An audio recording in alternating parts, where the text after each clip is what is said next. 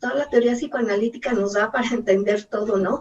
Los fenómenos de las identificaciones, proyecciones, las identificaciones proyectivas, el narcisismo, o sea, hay una serie de conceptos que nos sirven para entender que a veces los padres se ven realizados o no a través de los hijos.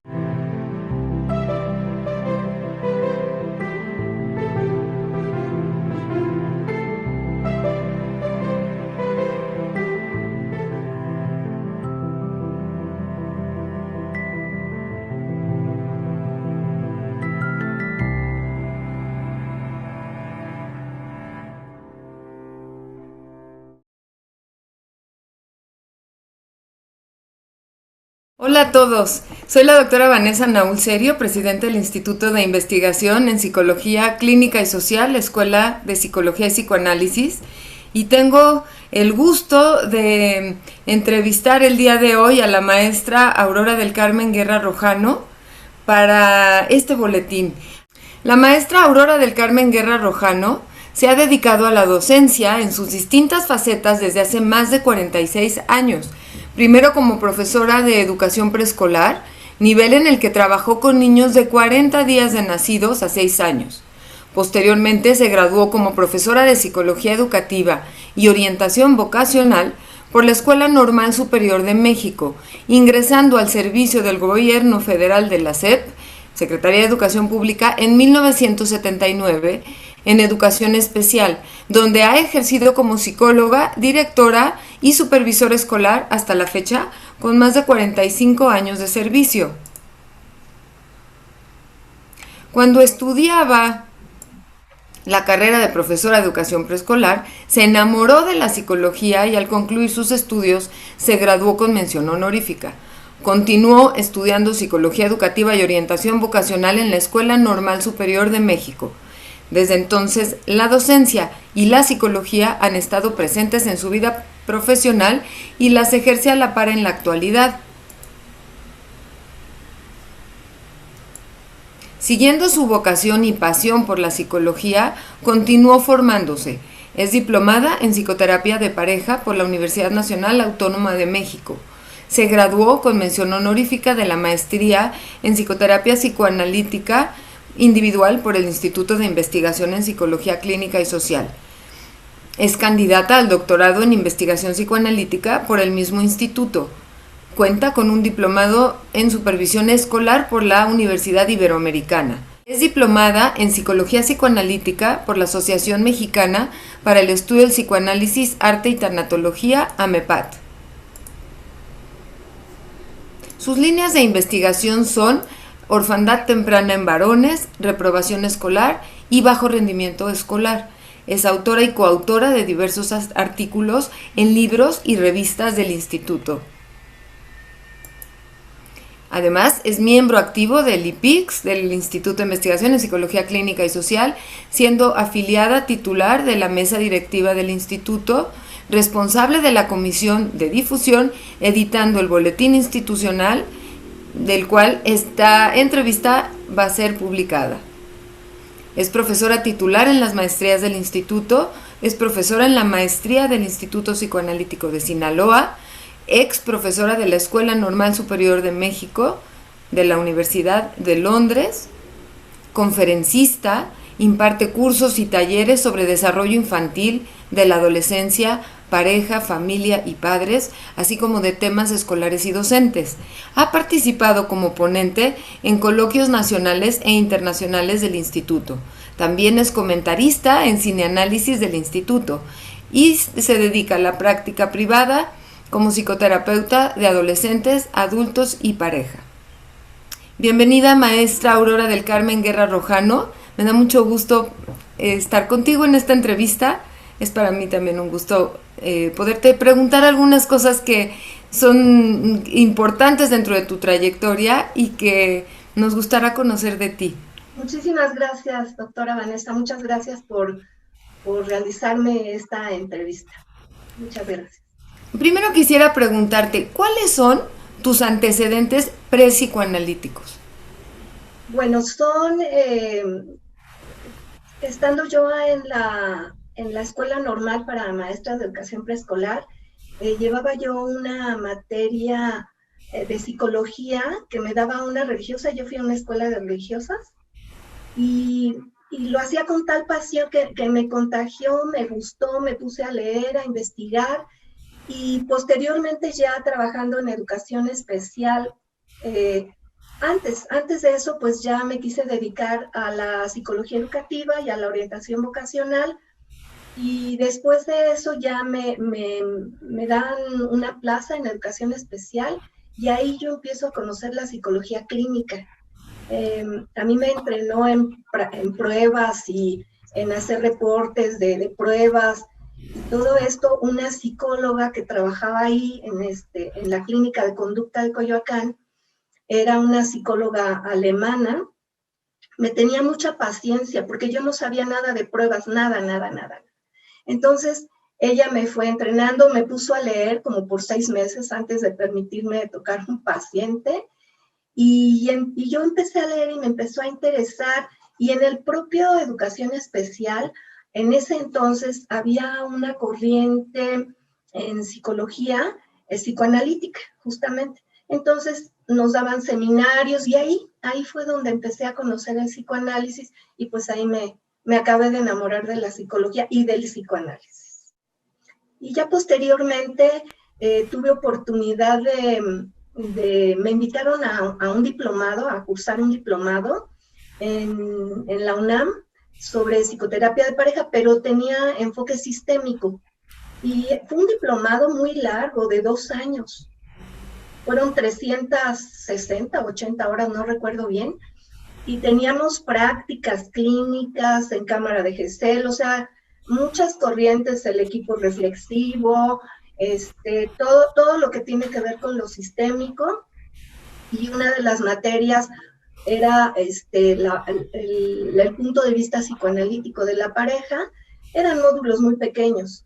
Entonces, pues a mí me interesó, terminé ese diplomado, y posteriormente empecé a trabajar con parejas, pero yo sentía que no me alcanzaban las explicaciones, ni para el trabajo tampoco. Sentía que yo quería saber más, ¿no? La técnica y todo eso sí, pero yo decía, pero ¿y entonces cómo? Y ahí fue donde yo me empecé a aproximar ya al Instituto de Investigación en Psicología Clínica y Social. Entré a análisis antes con Emma Gloria Rodríguez, y ella me fue conduciendo a conocer el instituto, me invitaba a talleres, conferencias, coloquios, y ahí dije, no, yo quiero esto. Y entonces, ahí... Eso me lleva a mi segunda pregunta. ¿Qué te motivó a formarte como psicoterapeuta psicoanalítica? Esto que te digo, que cuando yo empecé mi psicoterapia con Emma, me di cuenta, un poco desde antes, me di cuenta que no era solamente una corriente psicológica. Para mí fue otra manera de vivir. Y entonces, desde entonces yo pensé que si yo le pudiera dar un regalo a mi gente más querida, más cercana, sería su propio proceso analítico. Y así fue. Finalmente, mis 2 hijos estuvieron por muchos años en análisis, los 2. Mi esposo estuvo un corto tiempo también en análisis. Mi hermana, su esposo, o sea, varios en mi familia se han analizado, y yo digo que es el mejor regalo de vida que uno puede dar. Y pues así es como yo me aproximo al psicoanálisis, y ya estando en contacto con los eventos del instituto y todo, yo veo que me faltan kilómetros por saber. Y dije, no, yo me tengo que formar, yo tengo que saber bien, y así es como yo me inicio ya de lleno en el estudio del psicoanálisis, y posteriormente pues ya la práctica, ¿no? Me entro a la formación, me hacen mi entrevista el doctor Carlos Caudillo, el doctor Álvaro Elías y la doctora María del Carmen Gametea, fueron quienes me entrevistaron para yo poder ingresar. Muy bien. ¿Cuál crees que es la rama de tu vocación? Pues es que fíjate que siempre he tenido esa como esa disyuntiva, bueno, ya no es una disyuntiva, ya es parte de mi identidad. Me gusta mucho trabajar con niños. Yo soy maestra de educación preescolar, pero cuando elijo la formación en adolescentes y adultos, fue porque también yo ya traía una idea de que mucho de lo que le pasaba a los niños era pues por las dinámicas familiares y por sus padres y por la gente que los rodeaba. Entonces decía, pues es que sí está bien que los niños reciban terapia, pero creo que es muy importante que los papás también. Y yo desde que trabajaba como maestra de preescolar, yo siempre, como les digo, siempre he estado inventando cosas, ¿no? Entonces yo hacía talleres para los papás cada mes. Y sí iban los papás de la guardería, iban. Y después cuando empecé a trabajar como psicóloga en educación especial, también hacía yo talleres para los niños y para los papás. Entonces, desde ahí pues yo decidí que era importante trabajar con los niños, sí, pero también era muy importante trabajar con los padres y con las familias. Entonces son mis dos vocaciones en realidad. De acuerdo.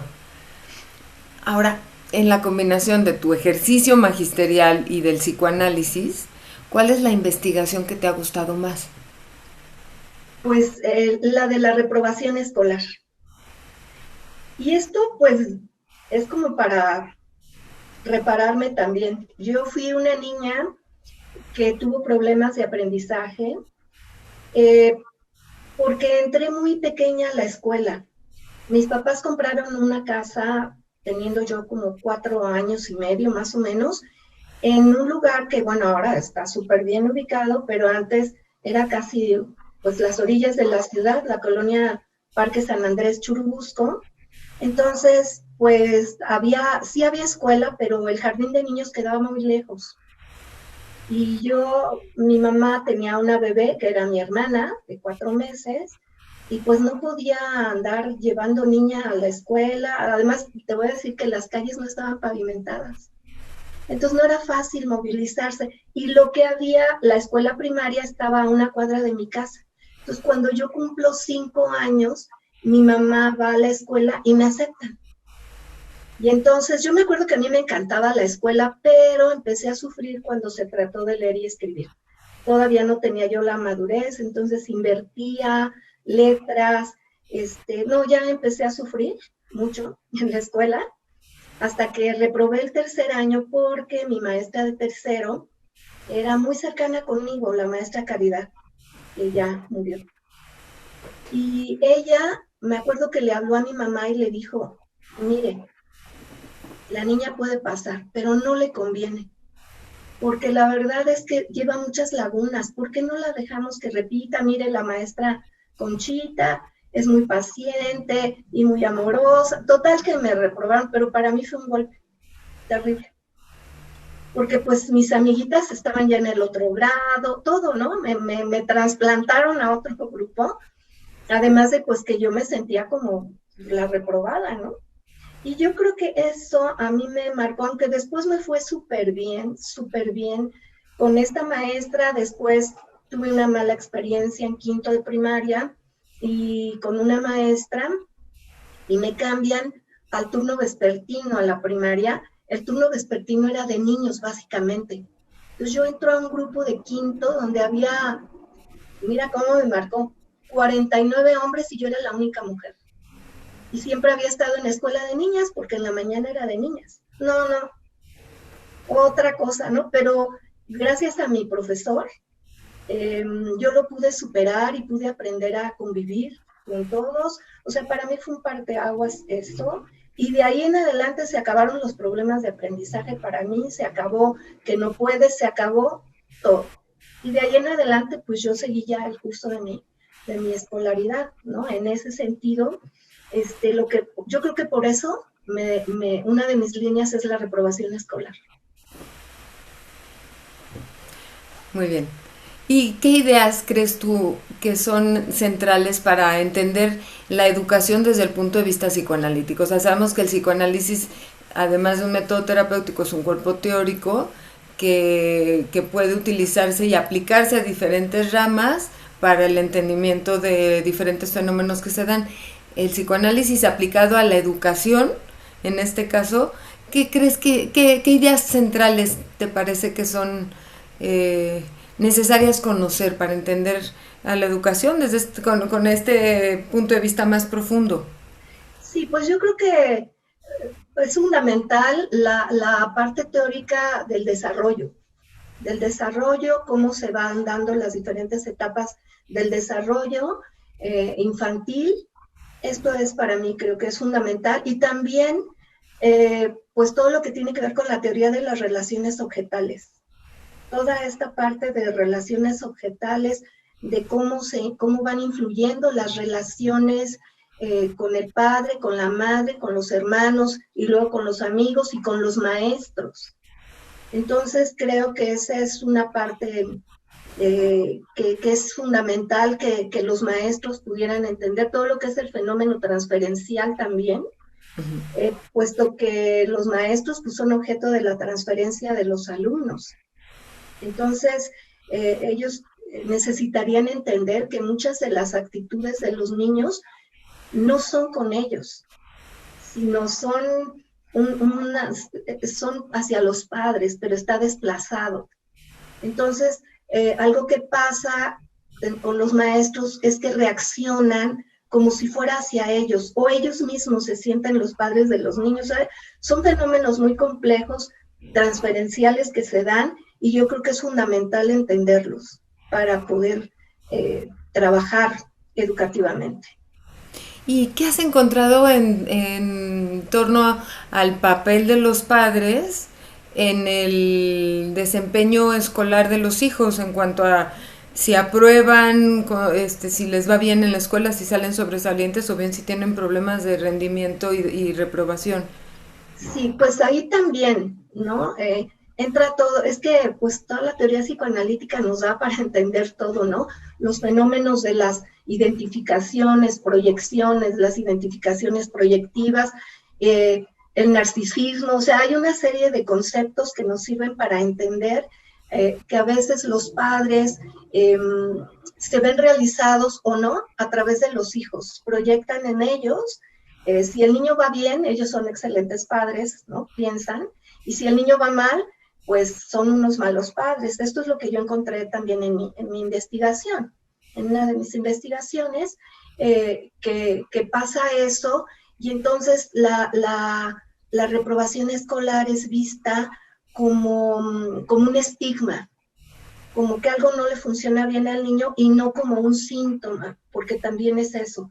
Puede ser un síntoma emocional que nos esté bloqueando pues, las áreas libres de conflicto, ¿no? La memoria, la inteligencia. ¿Nos podrías dar un ejemplo de un síntoma? O sea, la reprobación escolar como síntoma emocional de qué, por ejemplo, ¿de qué tipo de problemática en el niño o en la familia? Sí, por ejemplo, en un caso de un chico que iba reprobando 2 veces, reprobó el grado escolar en el que estaba, y era la manera en que después se descubre, cuando va a terapia y todo, se descubre que él inconscientemente sentía que si reprobaba, los papás seguían unidos, porque se unían mucho. Cuando él reprobaba, uno buscaba la regularización y otro lo llevaba, o sea, había como mucha comunicación. Entonces el chico tenía mucho miedo que los padres se divorciaran, que de hecho estaban pensando en eso, pero cuando él iba mal en la escuela, los papás se olvidaban del problema de la pareja y le dedicaban todo al hijo. Entonces para el niño, pues era como esta parte de decir, pues si es que si yo paso, esto se acaba. Entonces vamos a continuar por ese camino hasta que, bueno, ya se trabajó con el chico, se envió a terapia, yo veía a la mamá y fuimos trabajando a la par, y finalmente pues ellos no se divorciaron, entraron a una terapia de pareja y el niño pues deja de reprobar, ¿no? En realidad el niño tenía muchas capacidades, muchas, pero pues no las podía desplegar porque sentía ese peso de mantener unida a la familia, a la pareja. Claro, sí. sí. Y mencionaste las identificaciones y las identificaciones proyectivas. ¿Con qué aspectos se identifican los niños reprobados? ¿Con qué aspectos de sus padres, obviamente? Ajá. Se identifican mucho con el autoconcepto de sus padres, de sentir que no son capaces, que no pueden. En una investigación que yo hice, uno de los resultados fue que se identificaban en los afectos predominantes y generalmente eran de tristeza y de vergüenza. Y entonces ahí se identificaban y lo proyectaban los niños, los padres, lo proyectaban en los niños y decían que lo veían triste, que no quería estudiar porque estaba siempre muy triste y que la maestra no lo quería y siempre le tachaba todo y eso al niño le entristecía mucho y todo, pero ¿Quién en lo realidad decía más, la mamá o el papá? la Era mamá, más la tristeza de la mamá, ¿verdad? Que la del papá. mamá, la mamá. El papá generalmente estaba distante a eso y la responsabilidad pues era a la madre, ¿no? Que no, Sí. pues no lo pone a estudiar, o este niño que es el que no estudia. Recuerdo mucho un papá que su niño ya había reprobado 2 veces primero de primaria, cuando se podía reprobar a los niños en primaria, ¿no?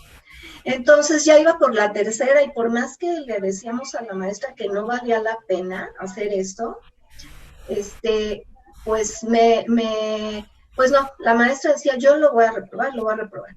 Y entonces se habló con el papá, con los dos papás, con el papá y la mamá, y recuerdo mucho que el papá decía, maestra, a mí eso no me extraña, yo hice 5 veces primero. Le decía, pero es que no hay necesidad de eso, vamos a hacer esto, lo otro, que cumpla con esto, con lo otro, y de lo demás, pues nos encargamos en educación especial. Educación especial está dentro de las escuelas regulares y apoya a los niños que tienen problemas de aprendizaje. Entonces, pues ya hicimos un trato y sí lo pasaron a segundo, ¿no? Con mucho apoyo, pero sí. Entonces el papá pues decía, pues se parece a mí, ¿no? Claro. Sí. Y me gustaría preguntarte, ¿qué has aprendido en tus 45 años dentro del área de supervisión escolar? ¿Qué Bueno, aprendizaje te han dejado todos estos años como supervisora Bueno, yo como supervisora tengo escolar? 12 años. Tengo de trabajar en la Secretaría de Educación Pública, sí, 45 años, primero como psicóloga y después como directora de unidad 15 años. Y después de 15 años gano una plaza de supervisora, la concursé y bueno, la obtuve y ya llevo 12 años de trabajar como supervisora escolar. Y lo que he aprendido como psicóloga, como directora y como supervisora es algo que me hace mucho eco, me hizo mucho eco desde la primaria y me lo enseñó mi maestro de sexto y yo lo confirmé después en los estudios que he hecho y en el instituto sobre todo. Lo afectivo es lo efectivo. Entonces, cómo el afecto puede lograr muchas cosas en el desarrollo, en el aprendizaje, en las relaciones interpersonales. Entonces, el afecto nos cruza.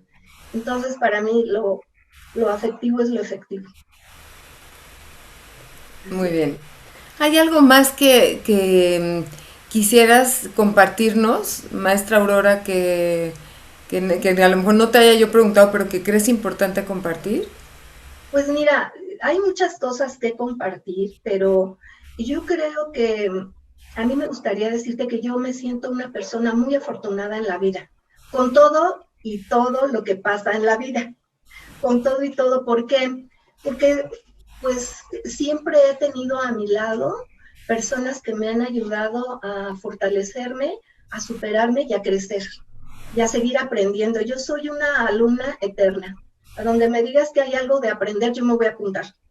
Entonces, eh, para mí el haber llegado al Instituto de Investigación en Psicología Clínica y Social ha sido otra de mis fortunas, porque aunque yo ya sabía que el psicoanálisis era no solo una terapia, no solamente una corriente psicológica, no solamente una teoría del desarrollo, sino también para mí es una forma de vivir diferente. Te enseña a vivir de una manera distinta Y en el instituto, la verdad creo que no pude haber llegado a mejor lugar para aprenderlo, para aprender la técnica, pero más que la técnica, he aprendido a vivirlo. Estoy rodeada de personas afectivas, generosas, cariñosas. Tienes la mesa puesta, ¿eh? Si tú agarras lo que quieres, lo que tú quieras, ahí lo vas a obtener. Entonces, para mí ha sido una fuente inacabable de desarrollo y de hacer amistades profundas también, de mucho cariño, eso también, y que pues creo que es un lugar idóneo para formarse como psicoanalista. Yo digo que ahí nos hacen a mano, ¿no? No nos hacen en serie, nos hacen a mano. Te acomodan, te moldean, te quitan, te ponen, te van y te van puliendo cada vez más y tú te dejas, ¿no? Entonces, pues yo quiero decirte que me siento muy afortunada de pertenecer al instituto, de poder poner un granito de arena chiquito ahí para seguir creciendo, y que pues creo que es una institución idónea de las que hay poquitas ya. En esta misma línea de ideas yo quiero señalar cómo también esto que acabas de decir se ve en el trabajo cuidadoso, minucioso, detallado, que haces en tu comisión de difusión y divulgación para sacar mes con mes estos boletines. Se ha visto también cómo ha sido evolucionando incluso con los requerimientos de la tecnología. Y bueno, pues hoy por hoy estamos en estas entrevistas vía Zoom y siempre estás buscando maneras de incorporar innovaciones al boletín y de irlo mejorando y creciendo, cosa que yo te agradezco mucho porque pues nos enriquece a todos los integrantes de esta mesa directiva 2019-2021 del instituto y a todas las personas que formamos parte del instituto, que nos queremos enterar de qué se está haciendo, ¿no? De qué trabajan los colegas, qué está pasando en el mundo de la psicología, el psicoanálisis. Y bueno, en ese sentido sí te quiero reconocer ese trabajo que has hecho y agradecértelo. Muchas gracias, Vale. Pues mira, yo te agradezco mucho estas palabras porque sí, la verdad, yo me he esmerado mucho. En cada comisión que a mí me ha tocado estar, yo con mucho gusto la hago. No hay una que yo prefiera, no hay una que yo prefiera. Pero donde estoy, en la comisión que esté, siempre trato de hacer algo que haga crecer la comisión. Y desde mi punto de vista, claro. Entonces, pero no lo hago sola, no lo hago sola porque una vez que sale el boletín ya pasó por otras manos, entre ellas las tuyas, que te agradezco muchísimo y que yo he aprendido a ser muy cuidadosa, muy cuidadosa. Tengo tantas actividades, digo, pues me dedico a la supervisión escolar casi de tiempo completo, pero al consultorio pues también me dedico, ¿no? Y aparte pues a todo lo demás, como todos, ¿no? Como todos tenemos muchas actividades, pero a mí me consume mucho tiempo la Secretaría de Educación Pública. Entonces, todos los tiempos que yo tengo, que me abro espacios, que tengo libres, pues lo dedico a la consulta, a mis pacientes, a estudiar y al boletín que pues tiene su labor, tiene su tiempo. Es un boletín que se hace en muchas horas, no en un solo día, se va conformando y a duras penas lo terminamos justo al mes, ¿no? Cada quincena. Cada día 15 del mes tiene que salir, porque pues es el tiempo, ¿no? Y entonces sí, yo con mucho gusto le dedico, pero no soy yo sola. O sea, yo me he apoyado mucho en ti, ¿no? Para la redacción, para el acomodo, para todas las cosas que son calidad, detalle y demás. Me he asesorado con profesionales también que me han ayudado. A veces he tomado cursos también. Mi hija me ayuda también en la edición de las entrevistas, por ejemplo. O sea, no, es un boletín en el cual intervienen muchas personas que me apoyan, que me ayudan y que finalmente también la colaboración de todos quienes me mandan, porque lo que yo hago es recopilar el material y acomodarlo en el boletín. Y eso, aunque lleva muchas horas, no es lo fundamental es el contenido, y ese pues lo aportan todos afiliados del instituto que quieren participar, que gustan participar. Entonces, pues qué bueno que has hecho esta labor de equipo y esta labor integradora, que da sí, como resultado un boletín cada vez más bonito y que invitamos a que la gente lo siga leyendo y difundiendo y difundiendo. y valorando por todo el trabajo que hay detrás.